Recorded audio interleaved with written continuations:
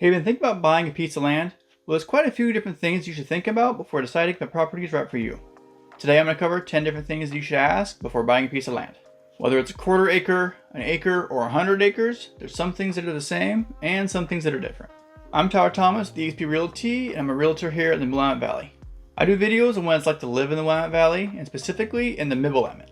So if you're looking to move to this area, I'd be glad to help, whether it's a piece of land in the city, perhaps it's a little hobby farm or a large farm. I'll be glad to help answer any questions and see if we can find you something that matches your needs. I lived in this area my whole life. It's really awesome and it's got a lot of different options for everybody. So let's go ahead and get into it. Here's 10 different things to ask before buying a piece of land. First up is, what do you want to use the land for? First thing you really need to do is sit down and see what you actually want to do with your property. Are you wanting to use it for residential, perhaps a farm, or even commercial? There's a lot of options out there, so you want to decide exactly what you're looking for so you don't get too far into this whole looking process, so you actually buy the correct property type. Next up is, are there any easements on the property? An easement is essentially the right to cross or use someone else's property for a specific purpose. Two examples of this is, say there's a landlocked property and how you're going to reach that. So needing to put a driveway in, that could be an easement, as well as a power company having an easement on your property to get to their poles. So you'll want to know, even with the power company, say they have the easement and it kind of goes along the curb and you've got landscaping or something there, they do have the right to make any changes and fix things there.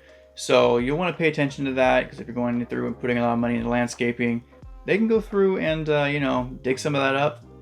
Next up is, what is the current use for the land? And I'm going to give you a little extra one as well. We'll call it 3.5. What is your neighbor using their property for?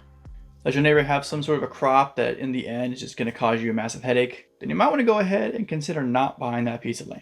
You want to consider what your neighbor is using their land for. I worked multiple farms during the summers, Christmas tree farms, and one thing to think about was maintaining everything really well, not having a bunch of weeds and stuff that transfer to other people. Say your neighbor on one side or both sides is awful at that, it's going to become a massive headache to constantly have their weeds transferring onto your side.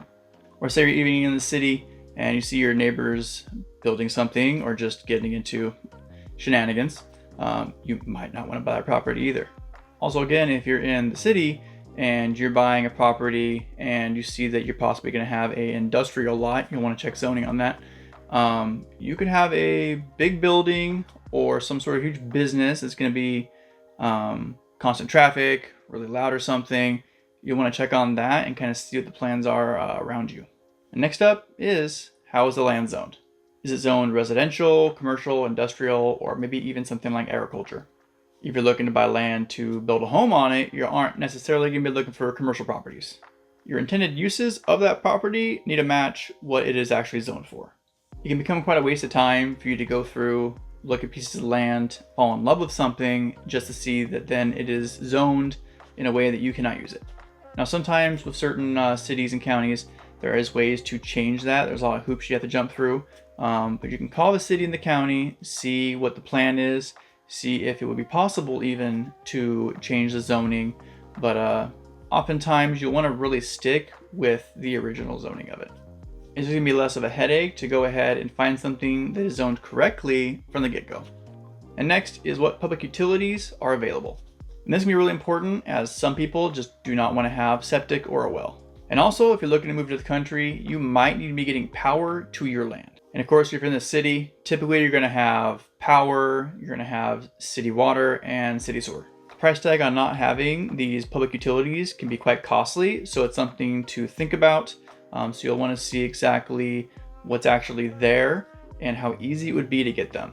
Next up is, does the land have any geographic features that can be a challenge? This can be like if the property is in a valley and it's got a low point, and so during the winter it could be a huge marsh. It could also flood. That's definitely something to think about. You might need to put in a bridge or bring in some sort of special equipment, which is just going to make the price higher. You could even have a whole bunch of rocks, really big rocks that are kind of in the way. You have to move some things, maybe do a little blasting if you're feeling really adventurous. These are all things you want to look at and kind of see if it actually works with your plan, because moving things around can get pretty expensive. Next up is, how is access to the property achieved? So basically, how are you getting to your land? So is there public access, kind of like a typical neighborhood, or perhaps do you even have one of those easements? If the property is in the middle of private land, you're going to need a easement to get there. And if you can't get one of those, then you'd better slingshot yourself or buy a helicopter, because that's probably the only way you're getting there. Next up is, are there any environmental issues with the land? This is becoming kind of a bigger issue, especially with people that are doing farming, as far as like what pesticides were used, what chemicals in the past.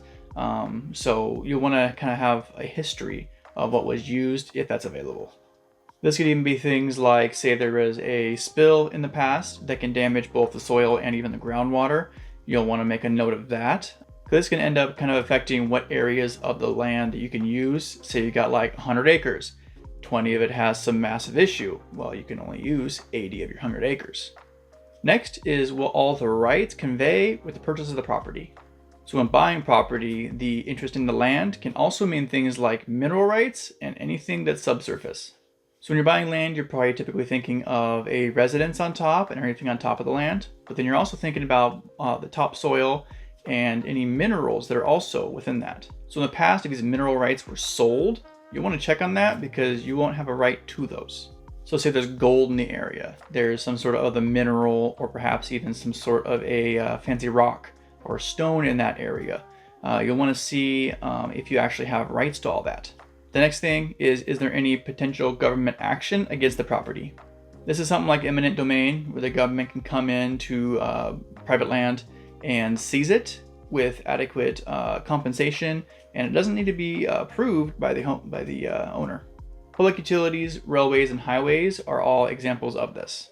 So you're really not looking to buy a big piece of property that's like your dream property just to find out the next year there's a huge plan for a highway to go right through it. So there it is. That's 10 different questions to ask when buying a piece of land. I hope you found this video helpful. Now you got a few things to think about when trying to buy a piece of land. These things are all going to be really important when you're actually sitting down and trying to find a piece of land that's going to fit your actual needs.